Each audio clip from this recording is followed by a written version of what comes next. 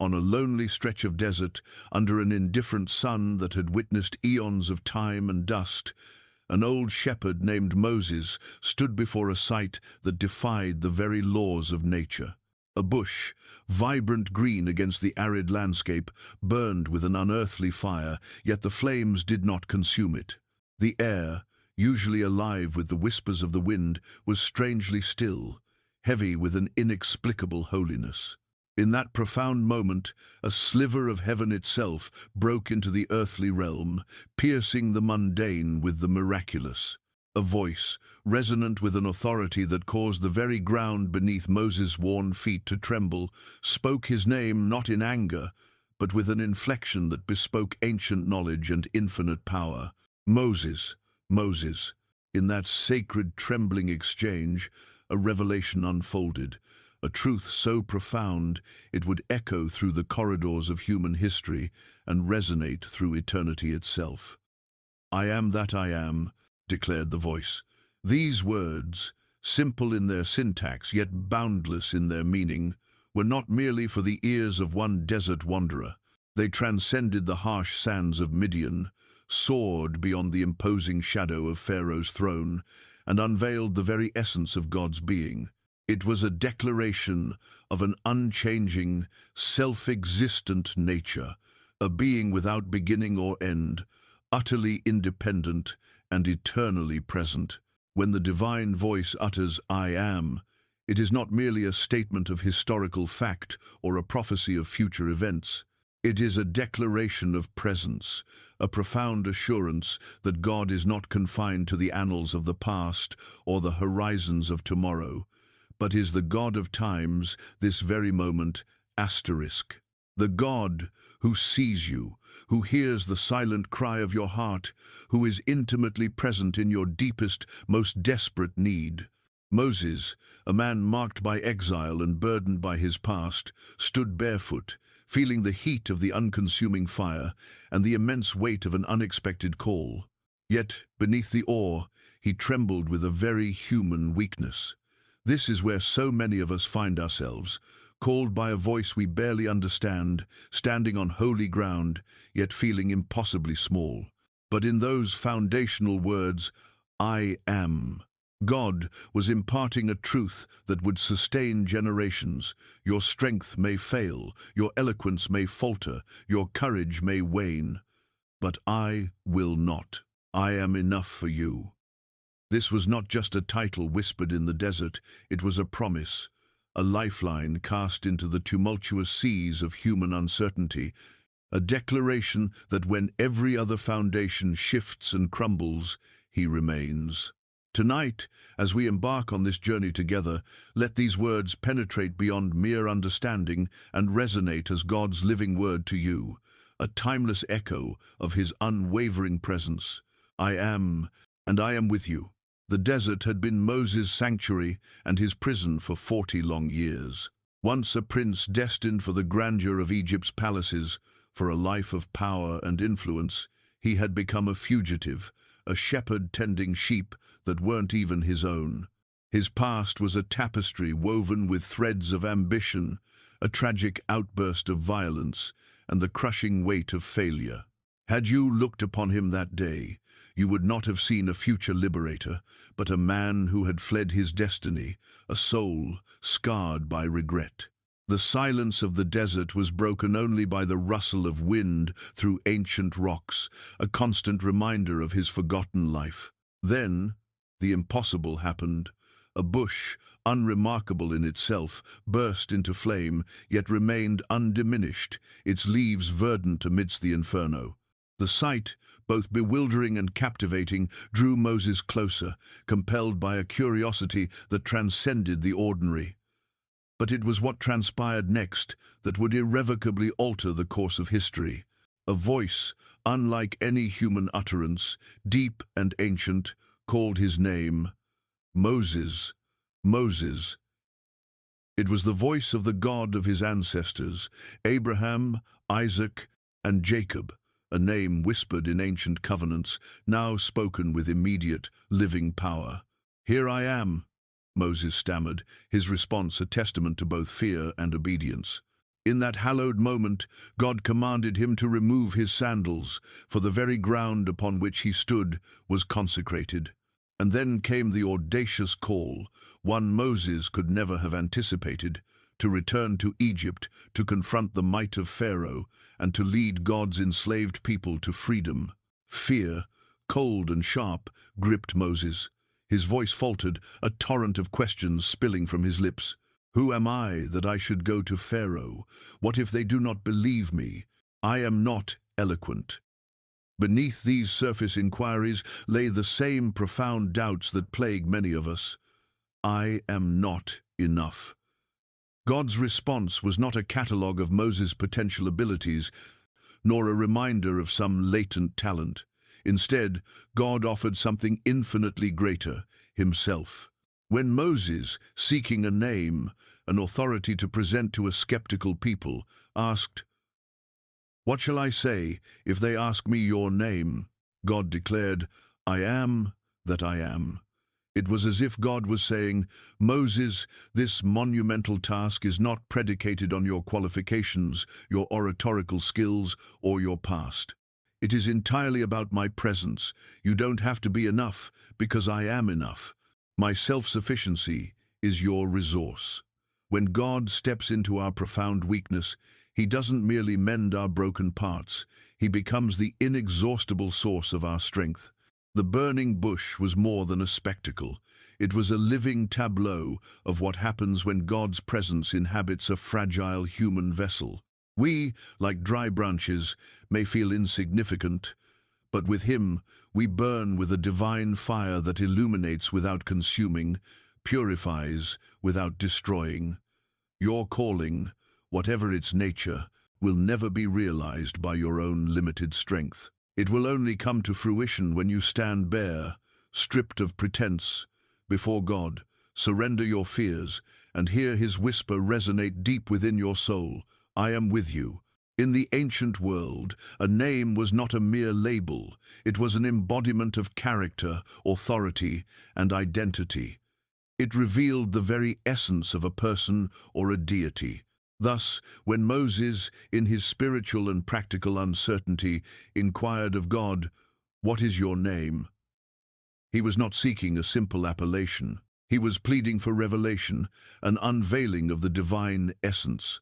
And God responded with a statement unlike any other ever uttered or conceived: "I am that I am." In the original Hebrew, *ehir asher ehir*, this phrase is both deceptively simple and infinitely profound. It carries the weight of eternal existence and an unchanging nature. It can be understood as, "I am who I am what I am," or even, "I will be what I will be." It declares, with ultimate authority, God's utter transcendence of time. Unlike the human experience, where we constantly define ourselves by "I was" or "I will be," God simply declares, "I am." He is not bound by the chronological march of moments. He does not age, weaken, or grow in wisdom, for he is already perfect and complete. He has no beginning and no end. He is the self-existent one, *asitas*, depending on no one and nothing for his being. Every other creature in the cosmos draws its existence from him, but he, the ultimate reality, is beholden to none. This profound name also declares his perfect self-sufficiency. We, in our human condition, are perpetually in need of air, water, nourishment, connection, love, and purpose. Our existence is a constant striving to fill internal voids. But God, in his absolute fullness, needs nothing. And precisely because he needs nothing, he can be everything to us. When we are empty, he is an overflowing well. When we are weak, he is unconquerable strength. When we are lost, he is the unerring way. I am is, moreover, a name of intimate, unwavering presence. God was not merely making a theological statement to Moses. He was making a personal promise. I am here now, in this wilderness encounter, and I will be there when you stand before the daunting presence of Pharaoh. I will be there when you lead my people through the parted waters of the sea. I will be there in every battle, every arduous journey through the wilderness, every moment of desperate need. This is why I am is far more than abstract theology. It is the very foundation of relationship. It is God declaring to his people, whatever your deepest need, I am that. Do you yearn for peace amidst chaos? I am your peace. Do you desperately seek strength in your weakness? I am your strength. Do you long for forgiveness for your failings? I am your forgiveness. No other name, no other concept in all of human history carries this boundless depth. Kings and conquerors have claimed greatness, but their empires have turned to dust. Leaders have proclaimed their might, but their power has invariably been broken. Only God can simply times be asterisk, eternally, perpetually, I am. And when we truly grasp this name, with its infinite implications, we cease to dwell on our own pervasive limitations and instead fix our gaze upon his boundless sufficiency, because the one who calls himself I am will never, ever be less than what you need. Time, for us, is an inescapable master. We live tethered to the relentless tick of clocks and the predictable cycles of calendars, caught between the pull of past memories and the apprehension of future fears. We often utter phrases like, I wish I could go back, or I can't wait until. But God's name, I am, utterly transcends these temporal constraints. He is not the God of I was or I will be. He is, with infinite immediacy, the God of times now asterisk. When God unveiled himself to Moses, he wasn't offering a mere historical account of his past prowess, nor was he exclusively outlining promises for a distant future. He was declaring his undeniable presence in that very moment in the desolate wilderness, amidst Moses' profound fear, in the face of daunting uncertainty. Right now, asterisk I am asterisk. This truth is nothing short of life-altering, for so often our faith itself becomes trapped between the twin spectres of regret and anxiety. We gaze backward, lost in the labyrinth of yesterday's mistakes and lingering pain, or we stare forward, paralyzed by the daunting unknown of tomorrow. But I am serves as a powerful divine reminder that God is utterly and completely present in this very breath, in this precise instant. Consider this. When you feel crushed under the immense weight of what lies ahead, God is not demanding that you somehow conjure the strength to live in tomorrow. He is, instead, extending an invitation to meet him times today, asterisk. When the shadows of your past seek to define and confine you, God is not stuck in who you used to be. He is meeting you exactly where you are, in who you are, times now, asterisk.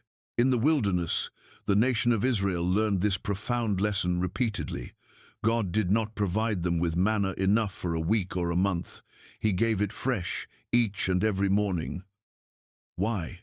To inculcate within them the vital truth that his presence and provision are not one-time miraculous events, but daily, intimate realities. He is not a distant, fading memory of past power. He is the present, vibrant source of all life. The adversary, the forces of doubt and despair, want you to believe that God times was times good back then, or that he times will be times good someday, in some distant future. But the undeniable truth is that he is good times now, asterisk. You do not have to postpone the experience of his power. You do not have to wait for some perfect season, some opportune alignment of circumstances. The right season, the perfect moment, is precisely wherever and whenever you encounter I am. And when you inevitably walk into that uncertain meeting, that anxiety-inducing doctor's appointment, that difficult emotionally charged conversation, remember this truth above all else. You are not going alone. You are stepping into it with the God who is eternally present. The very same God who spoke to Moses face to face is speaking to you in the quiet depths of your spirit. Today, when God declared, "I am," it was not merely a statement of his eternal existence, it was a profound declaration of his limitless sufficiency. This is why, throughout the sacred scriptures, God pairs this foundational name with his unfailing provision, revealing the multifaceted ways in which he fills the voids of human experience. "I am your healer," he proclaims. "I am your shepherd. I am your refuge. I am your righteousness." In every human life, there are inevitable gaps, spaces of profound lack that we, with all our striving, simply cannot fill on our own. We desperately need strength when we are weak beyond measure. We crave peace when the storms of life rage with an unyielding fury. We cling to hope when the night feels utterly endless, devoid of any glimmer of dawn. And into every single one of these desperate needs, God steps, not with a temporary patch or a fleeting solution, but with the boundless, inexhaustible essence of himself. For Moses, this meant he did not need to possess exceptional eloquence or formidable power. He only needed to walk in humble obedience with the one who was all of those things. For the nascent nation of Israel, it meant they did not have to map out every intricate route through the bewildering desert. They only needed to follow the one who was times their way, their pillar of cloud by day and fire by night. This profound truth holds the same significance for us today. If you find yourself in desperate need of courage, God doesn't merely bestow a measure of courage upon you. He times your courage, a wellspring that never runs dry. If you seek wisdom amidst perplexing choices, he doesn't just hand you a list of answers. He times your wisdom, the very fount of all understanding. If you hunger for love, he doesn't just offer a comforting embrace. He times love itself, infinite and unconditional. Our fundamental problem is not that God is insufficient. Rather, it is that we so often attempt to fill our inherent emptiness with something other than him. We turn to the fleeting allure of money, the transient approval of people, the hollow pursuit of success, the ephemeral recognition of achievements, or even the precarious strength of our own willpower. But every single one of these wells, no matter how promising initially, will eventually run dry, leaving us more parched than before. God alone is the endless, living well, whose waters never cease to flow. Consider the narrative of Jesus feeding the 5,000. The disciples, confronted with a meager offering and an overwhelming crowd, saw only insurmountable lack. But Jesus, with divine insight, saw the God who is profoundly enough, multiplying a few loaves and fish into a feast for thousands. When the widow, in her desperate poverty, poured out her last drops of oil, she saw only an inevitable end. But God, through Elisha, multiplied what little she had into an abundance that sustained her and her sons. When the Apostle Paul sat in a Roman prison, bound by physical chains, he undoubtedly saw his limitations, but more importantly, he also saw the God whose presence was an unshakable freedom, allowing him to write letters of joy and hope, even from confinement. "I am" means he will be precisely what you need, precisely when you need it, in exactly the measure you require, with no limit to his supply. There is no need so deep that he cannot fill it, no wound so raw that he cannot heal it, no fear so loud that his comforting voice cannot silence it. And when you finally, truly grasp this magnificent truth, fear, in all its iterations, begins to lose its suffocating power. Because no matter what trials you face, no matter what anxieties plague your soul, you can rest in this unwavering truth. God is not just with me. He is, in his absolute fullness, enough for me. The world, with its relentless pace and ceaseless change, is a profoundly restless place. Governments rise and fall with the tides of political fortune. Cultural trends shift overnight, leaving yesterday's certainties in their wake. Friendships, once thought eternal, can fracture, Promises, so easily made, are all too often broken. Even the very ground beneath our feet can tremble without warning, reminding us of the fragility of our perceived stability. And yet, in the swirling vortex of all this instability and transience, God stands, unwavering, and declares, "I am." When he spoke those words to Moses, he was not merely revealing his existence, he was declaring that his very nature is utterly unchanging, immutable. He does not evolve to fit the prevailing currents of culture. He is not swayed by the shifting winds of public opinion. He does not grow weary with the passage of time or become distracted by new desires. He is the same yesterday, today, and forever, a constant in a cosmos of flux. This truth is far more than a mere theological axiom. It is a life-sustaining anchor for the soul. Because everything in life that we attempt to anchor ourselves to, everything we place our trust in, will eventually move, shift, or disappoint. Wealth can vanish in an instant. Health can decline without warning. Even the dearest people in our lives can, through no fault of their own, fail us or pass away. But God's character, his very being, will never alter. This profound immutability means his boundless love for you will not diminish or fade when you stumble or fail. His eternal promises will not expire or become invalid when you feel utterly unworthy. His mercy will not run out, even on your worst, most shameful day. You can, therefore, trust him with the entirety of your life, with every facet of your being, because he will never be anything less than who he has always been. Think of Israel in the wilderness, a people perpetually shifting in their faith, doubting, complaining, forgetting. Yet, every single morning, God remained steadfastly faithful, still providing manna, still guiding them by the unmistakable pillars of cloud and fire. He did not change his mind about them when they were ungrateful. When the inevitable storms of life come, and they will, the I am becomes your unshakable anchor. Not because the waves magically cease, but because the anchor holds, firm and true. You may be battered and bruised by the gales, but you will not be swept away. You may be shaken to your core, but you will not be uprooted from your foundation.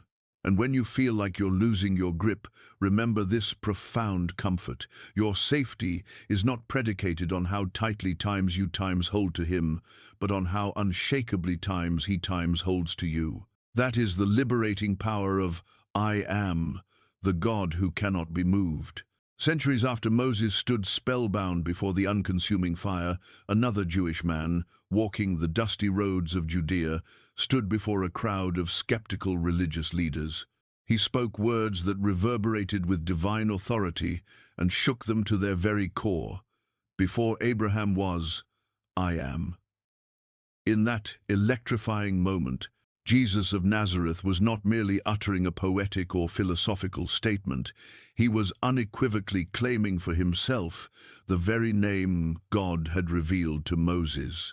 He was declaring himself to be the eternal, self-existent God, not merely a prophet or a revered teacher, but the I am in human flesh, God incarnate. The reaction was immediate and violently hostile. They picked up stones, ready to execute him, because they understood with chilling clarity exactly what he was saying. To claim the name I am was to claim absolute equality with God, and that is precisely what Jesus did. This profound claim utterly changes everything, because I am is not only the God of the burning bush, residing in distant transcendence.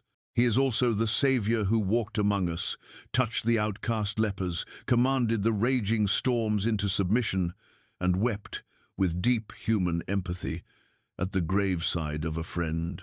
The eternal God, the I am who transcends time, willingly stepped into time, into the confines of human flesh, so that he could bridge the chasm between humanity and divinity and bring us back to himself. When Jesus declared, I am the bread of life, he was proclaiming, I am your ultimate sustenance, the food for your hungry soul.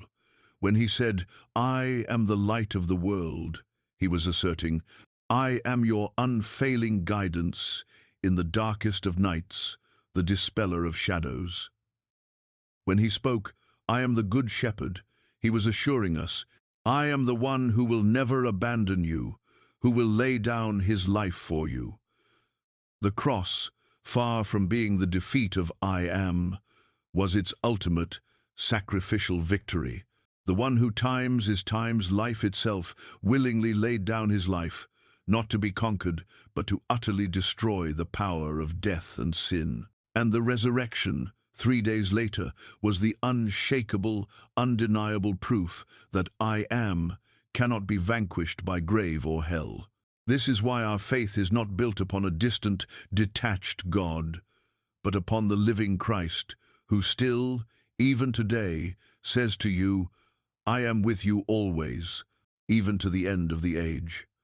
The God who spoke to Moses face to face is the same God who now calls you by name, inviting you into a relationship of profound intimacy and eternal security. If God is truly I am, eternal, unchanging, all-sufficient, and eternally present, then the pressing question that confronts us is this: how should we, frail and finite beings, live in the radiant light of that immense truth? For Moses, the revelation of I am was no mere theological contemplation. It was a powerful commissioning. It propelled him from the obscurity of tending sheep in the wilderness to the daunting task of standing before the most powerful monarch in the known world. It transformed him from a man riddled with excuses into a man walking in radical obedience. This is the profound shift that occurs when you genuinely believe God is precisely who he declares himself to be. Your deepest fears no longer hold the final, decisive word in your life. Living in the light of I am means you cease waiting until you feel ready to embark upon what God has called you to do. It means you move forward, even when the outcome remains shrouded in uncertainty, because your unwavering trust is anchored in the one who goes before you and with you. It also compels you to stop defining yourself by your inherent limitations. You may utter, "I am weak, I am broken, I am unworthy," but over your perceived weakness, God declares, "I am your strength." Over your brokenness, he whispers, "I am your healer." Over your profound unworthiness, he proclaims, "I am your righteousness." This liberating truth fundamentally alters the way we approach prayer. Instead of approaching God as if he might eventually exhaust his resources, we come boldly, knowing that he possesses no lack whatsoever. We can entrust him with our deepest needs, our most audacious dreams, and our most desperate situations, precisely because his I am is infinitely bigger than our I can't. And finally, living in the light of I am means cultivating a life where worship stands at the absolute center. When you truly apprehend who he is, gratitude becomes the spontaneous language of your heart, and surrender becomes the natural posture of your life. You no longer live solely for the fleeting glory of your own name. You live to glorify his, the name above all names. In the final analysis, the revelation of I am is not merely something to be intellectually understood. It is something to be lived every single day in unwavering faith, profound trust, and joyful obedience. On that ancient desert floor, before the unburning bush, Moses gleaned a truth that would sustain him through devastating plagues, through the miraculous parting of the Red Sea, through the arduous journey of the wilderness, and all the way to the very edge of the promised land. He learned that God is not a distant memory from a bygone era, or merely a vague hope for a distant future. He is the eternal present. He is I am. And that very same God is speaking to you now, perhaps not in the crackle of a burning bush, but in the quiet, persistent tug of his spirit, in the gentle whisper of his word, and in the unshakable truth that you are never, ever alone. Whatever season you find yourself in, whether you are standing at the precipice of a new, daunting calling, walking through a dark and shadowed valley, or simply trying to hold on amidst the chaos. His name remains his unwavering promise. He is your profound peace in the midst of the storm, your illuminating light in the deepest darkness, your unconquerable strength when you are weak beyond measure. When everything else in life shifts, fades, or ultimately fails, this truth, this divine anchor, remains. He times is asterisk, and because he times is asterisk, you can trust him, utterly and completely, with every passing moment, every gnawing need, every precious breath. So, stand barefoot in the humbling, holy presence of the one who has no beginning and no end. Let his I am be the ultimate answer to your deepest questions and the unshakable anchor for your searching soul. And never, ever forget, the God who was more than enough for Moses is still, in his boundless grace, more than enough for you today.